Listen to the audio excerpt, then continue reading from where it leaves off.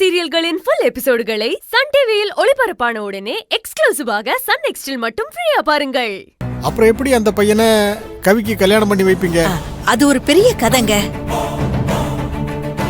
அதை இப்ப உங்ககிட்ட சொல்றதுக்குலாம் நேரம் இல்ல. இன்னும் 5 நாள்ல கல்யாணங்கிறதுனால கல்யாண வேலையே ஏகப்பட்டது இருக்கு. அதெல்லாம் முடிஞ்சதுக்கு அப்புறம் அமர நானே வந்து உங்ககிட்ட எல்லா விஷயத்தையும் சொல்றேன். இப்ப எதுவும் வேண்டாம்.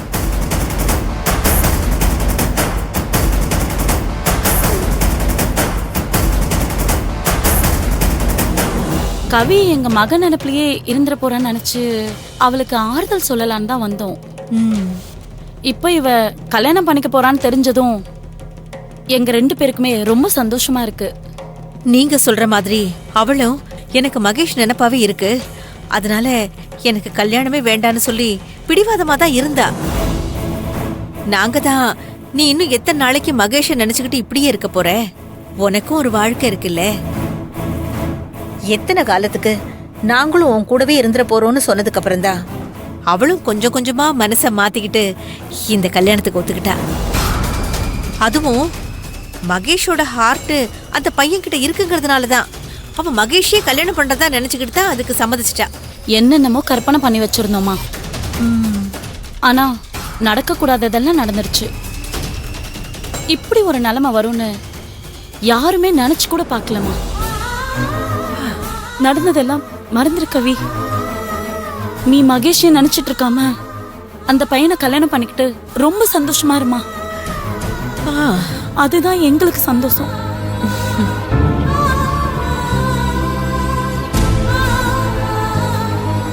அப்புறம் இன்னொன்னு, இத அந்த பையன்கிட்ட கொடுத்துட்டு போலாமா?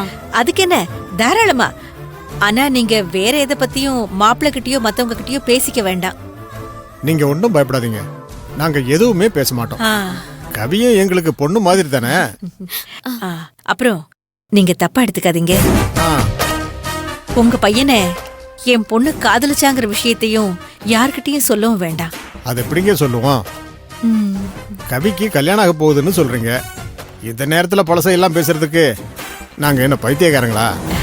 கரெக்ட். அப்படியெல்லாம் எதுவும் சொல்ல மாட்டோம். நீங்க ஒன்னும் கவலைப்படாதீங்க. சரிங்க, போலாமா? சரிங்க, வாங்க. அப்பாடி, எங்க புரிஞ்சுக்காம டார்ச்சர் கொடுத்துருவாங்களோன்னு பயந்துகிட்டே இருந்தேன். பரவாயில்ல, புரிஞ்சுக்கிட்டாங்க. வா வா வா.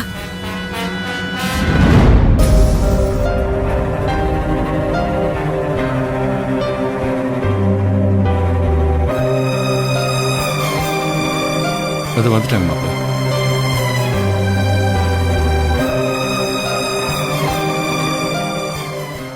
இன்னைக்கு என் பையனோட பிறந்த நாளுங்கிறதால இந்த ட்ரெஸ்ஸை நாங்க வாங்கிட்டு வந்தோம்.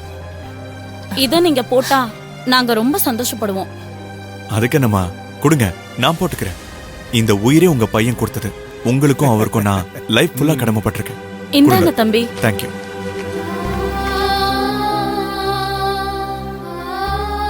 தம்பி, அவனுக்கு பால்கோவானா ரொம்ப பிடிக்கும். அதுக்கு தான் இதையும் வாங்கிட்டு வந்தோம். என் கையால சாப்பிடுறியா தம்பி? என்னம்மா இப்படி கேட்டுட்டீங்க? கொடுங்க, நான் சாப்பிடுறேன்.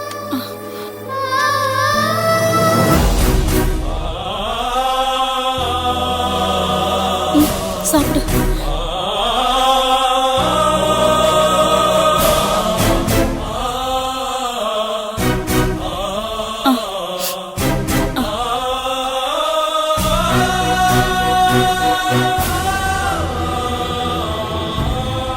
சரி செல்வா, நீ போய் பத்திரிக்கை எடுத்து வா. இது வந்துடுங்க.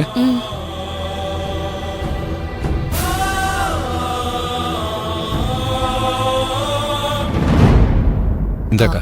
செல்வா, நீயும் குணாவும் சேர்ந்து அவங்களுக்கு பத்திரிக்கையை கொடுத்து கல்யாணத்துக்கு கூப்பிடுங்க. சரி, கொடு. ஏங்க வாங்கிக்கோங்க. அடுத்த வாரம் என் பொண்ணோட கல்யாணம். நீங்க 2 பேரும் அவசியம். கண்டிப்பா வரங்க. நன்றி.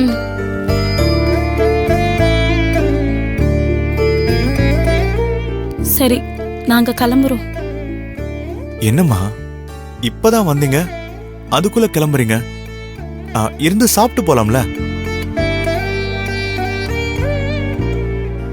இல்லப்பா, இங்க இருந்து உன்னை பார்க்க பார்க்க எங்களுக்கு எங்க மகன் நினைப்பு அதிகமா வருது.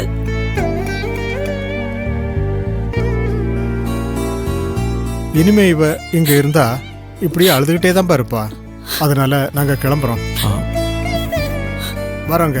நாங்க வரோமா? வரோம்மா. வாங்க வாங்க. வரோம்ப்பா.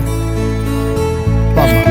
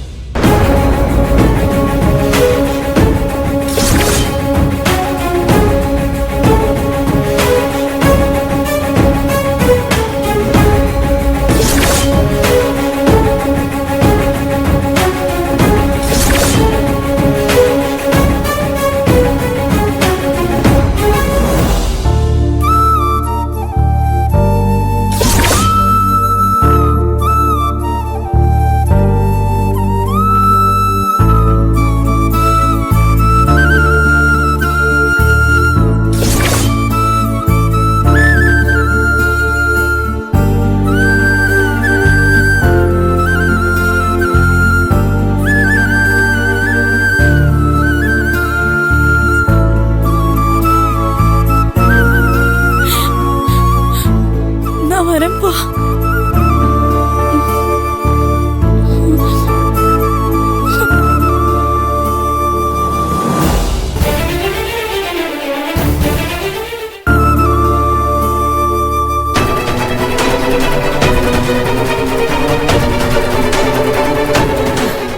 அப்பா, தலைக்கு வந்தது தலைப்பாயோட போன மாதிரி இருக்கு. இந்த வயசான காலத்துல வீட்டுல சும்மா இருக்க வேண்டியதானே. பிள்ளைக்கு பிறந்த நாள் ட்ரெஸ்ஸையும் ஸ்வீட்டையும் எடுத்துக்கிட்டு அங்கேருந்து கிளம்பி வந்துடுறாங்க. ஒரு நிமிஷம் கூட நிம்மதியா இருக்க முடியல. கல்யாணம் முடியறதுக்குள்ள இன்னும் என்னென்ன பிரச்சனையெல்லாம் சமாளிக்க வேண்டியிருக்குமோ. எங்க பையனை பார்த்து ரொம்ப சந்தோஷங்க. ஏமா நில்லுமா.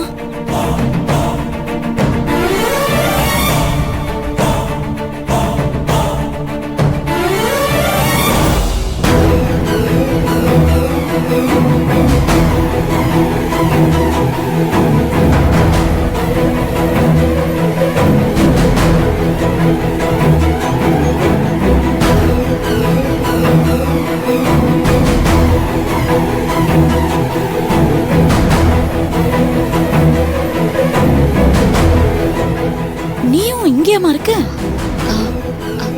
அது என்னம்மா நடக்குதுங்க? எனக்கு ஒண்ணுமே புரியல. உள்ள இருக்கிற பையன் உன் புருஷன் தானம்மா?